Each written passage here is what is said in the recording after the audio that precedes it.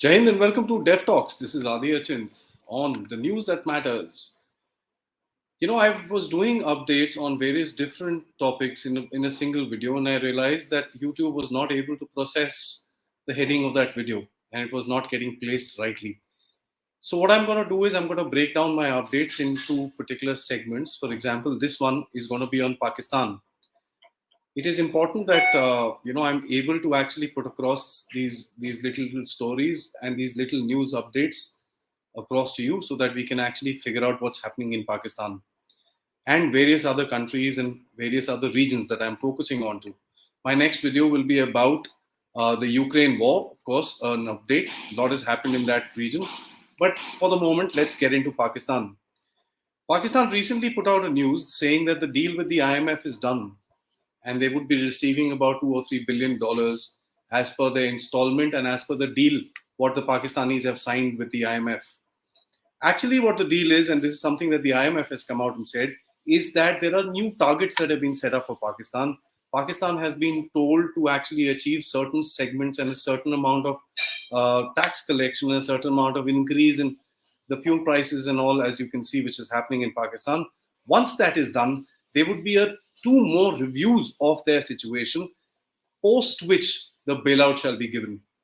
We all know Pakistan has been running around all over the place, helter-skelter, literally trying to find loans to actually manage their affairs. And one of the things that has happened is that the Chinese have agreed to give them about $2.3 billion. These are some private banks in China who have given them $2.3 billion in loan towards Pakistan. That money is not yet reached. And mind you, when I say private banks in China, it is always banks along with the state control, which is going to be giving these loans to Pakistan. It is interesting to see that the Chinese are still focused in towards saving their iron brother, Pakistan. Talking about the Chinese, there was an interesting report that came out in the Dawn, and I'll try and just take you through it. It says that 43% of foreign projects are problematic within Pakistan. Now, the Chinese have invested about $25-30 billion on the books, if I may say so. Within Pakistan, that just means to say 45% of those projects, about $15 or $17 billion, has not derived the amount of results that the Pakistanis or even the Chinese were looking at. And that is very interesting to me because China is supposed to be kind of, the Pakistani iron brother.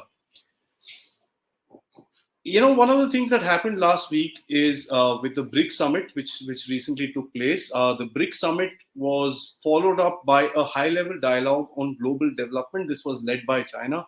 India was, of course, in attendance on being a part of the BRICS, and this was done on the sidelines of the BRICS.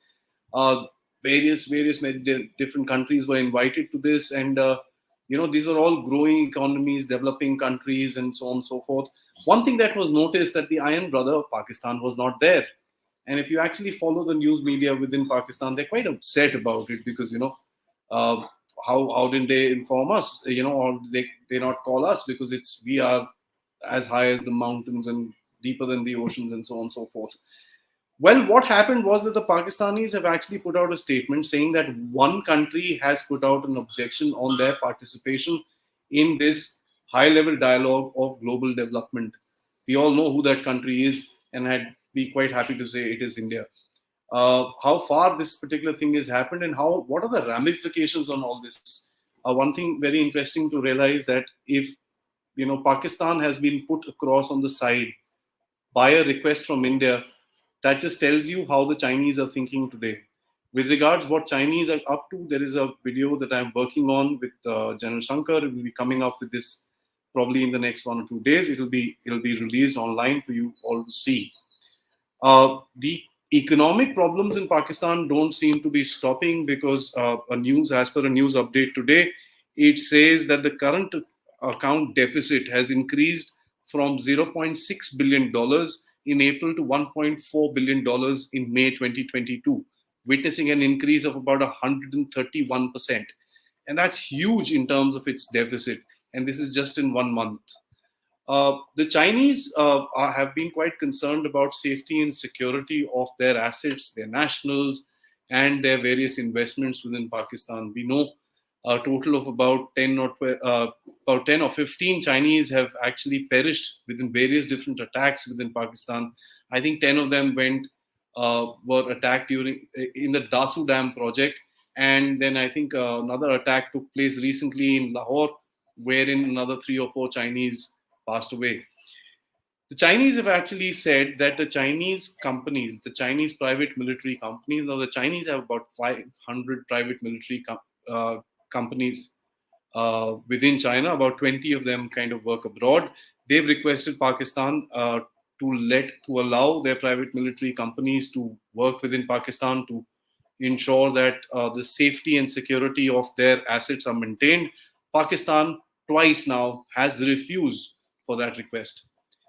Well, we all know Pakistan finally will accept it. How far will they be able to actually say no to the Chinese is something we'll have to look and see going forward. Uh, as far as the security in Pakistan is concerned, there are a bit of a challenge which is coming up. The Pakistanis have actually, faced a new challenge as far as their negotiations with the TTP is concerned. We see that the Pakistani TTP is now in alliance with the Baloch Liberation Army, which operates in Balochistan. Very critical to know because Baloch Liberation Army was not a very Islamic organization. With the advent and the links with TTP going up, the Islamism factor is going to be much, much higher within this entire grouping. And that's something which is going to be very dangerous for Pakistan.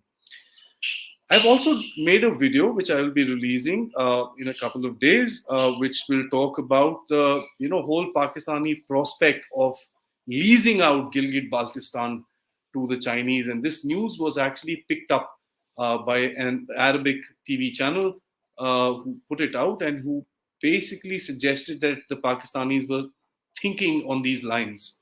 It's going to be interesting, and this is something that we've mentioned on Dev Talks before, that Gilgit-Baltistan as a region itself is a very critical space for the geopolitics of this region, of this entire South Indian subcontinent, if I may put it that way.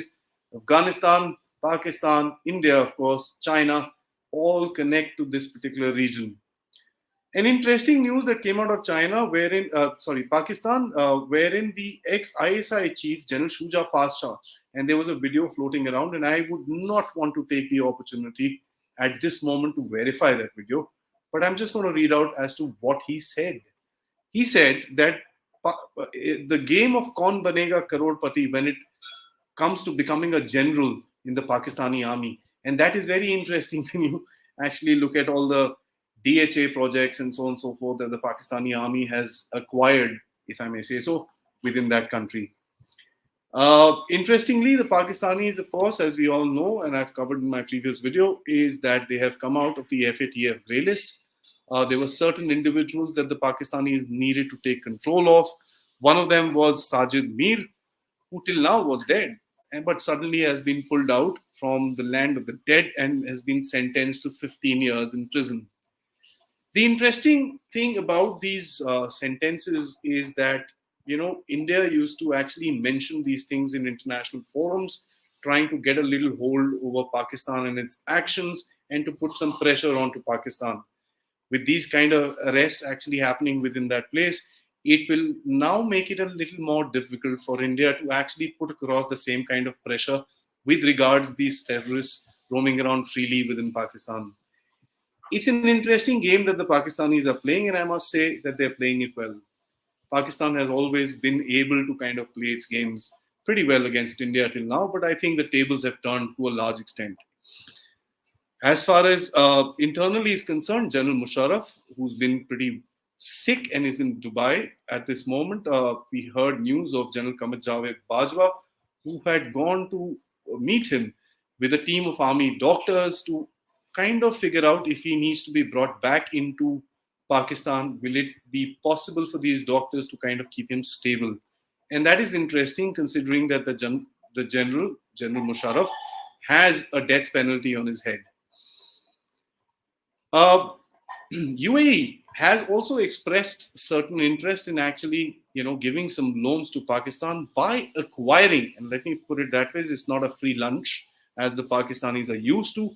These guys will be acquiring about 10 to 12% shares in the government-owned companies that are listed in the stock market. So what the UAE is trying to do is basically try and set up its money that he would be giving to Pakistan and not let it literally go down the dump. And that is exactly what has been happening with other loans. They've also signed a deal with the French to kind of negate about some 150, 170 billion dollars worth of a loan. Uh, this was basically debt relief that was being given to it. Apart from that, the Pakistanis also got a debt relief of about $3.68 billion from the G20 countries. I mentioned India's clout in terms of pushing Pakistan into a corner might get into a bit of a challenge with the arrest of these certain individuals and the Pakistanis coming out of the FATF. It's something that we'll have to think about and probably reset our game. Knowing India, it's probably happening. We're not aware of it, but it's going to happen. Well, that's it from now. There's a lot more which is going to come up. I will be doing a video on China. I'll be doing a video on the Ukraine war and global other updates which are going to happen.